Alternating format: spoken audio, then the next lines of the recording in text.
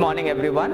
I am Mr. Daniel Chalk from the Department of Business Administration, Patrician College of Arts and Science. And this morning, I would like to share with you some information about employee motivation with special reference to the Maslow's hierarchy needs theory. What is motivation? Why does an employee need to be motivated? If you are able to look at an organizational setup, each and every employee needs a drive to go forward or do the work that is allocated to him. Most employees these days need an extra push because they are not self-motivated. There are, however, a few employees who are self-motivated and they have the inner drive to excel. But what happens to those who do not have that drive? We need to motivate them. Each manager has a duty, has a responsibility to motivate his employees, and therefore he gives them an urge, a push, a drive in order to go forward, and this helps them to achieve the goals that they have drawn out for themselves, or that which is expected of them to be met. One of the major theories of motivation is the Maslow's hierarchy needs theory. This was developed by Abraham Maslow, and it is a widely known theory of motivation. Today we will be examining this theory. This theory goes in the form of a pyramid structure when it is illustrated. Now, as we draw this pyramid, we need to understand that there are 5 stages. So we are going to look at each stage of the pyramid of motivation according to Abraham Maslow. The first stage of the pyramid, or the basic stage of the pyramid, is called as the physiological needs stage. What is the physiological needs stage? The physiological needs stage is one in which the basic needs of mankind are met. For example, food, clothing, and a basic shelter, which is a roof over your head. Once these needs are met, we are able to live or exist or survive in this world. Having these needs met, man starts searching for something new to achieve or something new to go into. And this is where we come to the second step, which is the safety needs level. So what happens once man's basic needs are met? He desires for some advancement. He desires for something new to be fulfilled. So he goes into the safety needs level. What are the needs that are fulfilled under the safety needs level? The need for a proper housing, the need for comfort. It could be a possession of a car, a bike, or a cell phone, something like that which goes beyond the basic living experience into a comfortable living experience.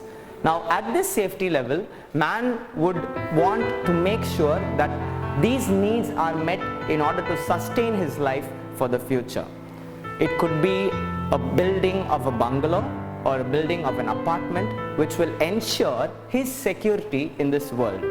It could be the buying of certain gold jewelry which will ensure his security in this world. In our Indian culture, we consider gold as an investment. So most people use their money to buy a certain amount of gold, a certain amount of jewelry, which will keep future for them as an investment into their lives of their generations. Once we move beyond the safety level, then man has fulfilled everything that he needs for himself, but he is not alone in this world. As we all know, and many scientists have said, that man is a social being. So the next stage of this motivational concept is the social needs stage. Once man has his basic needs fulfilled and he lives a comfortable life, he searches for company, he searches for people to interact with, for beings to interact with, and he has this longing in him that is an emotional search.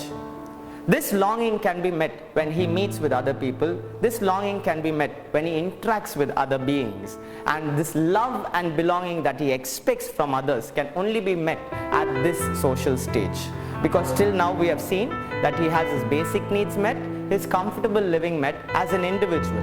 But now he needs to interact with other people. So therefore he comes into the social needs stage.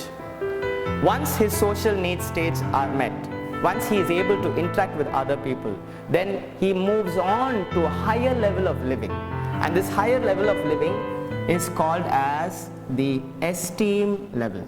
At this particular stage, we see that man wants to acquire wealth. Man wants to show off his status in society. and therefore he is able to project his status, project his personality into this society which he has just formed for himself. This could be the needs where he is wanting to buy a really expensive car or live in a very affluent area, so that his status and his potentiality in society is being pronounced. Once man has met all of these stages, then he goes into the final stage, which is called as the self-actualization stage.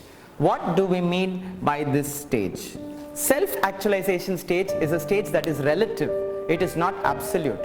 We see that there are many personalities in this world, many influential personalities in this world who have used their lives as an instrument to showing an example to other people. We have many greats like Mahatma Gandhi, Mother Teresa, and so on, who are almost native to our country. And these people have shown us that life is beyond all of these needs being met. Life is beyond only myself, and it is for the greater interest of society. Therefore, we have these 5 stages: the physiological, safety, social, esteem, and self-actualization stages.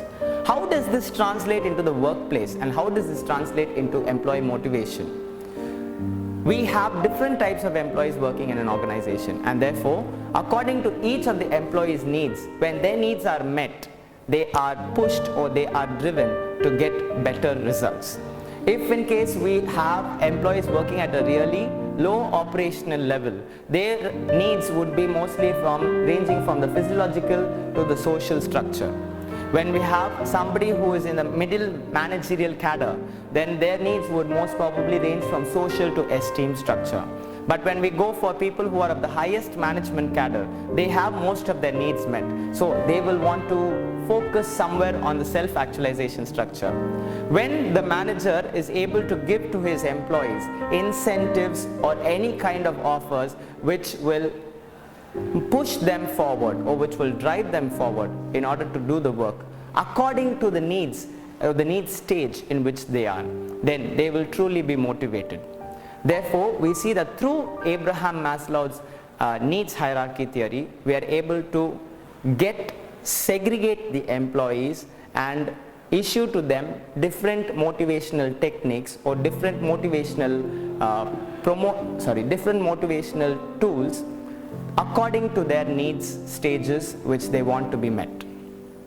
This is the process of employee motivation with reference to Abraham Maslow's needs hierarchy theory.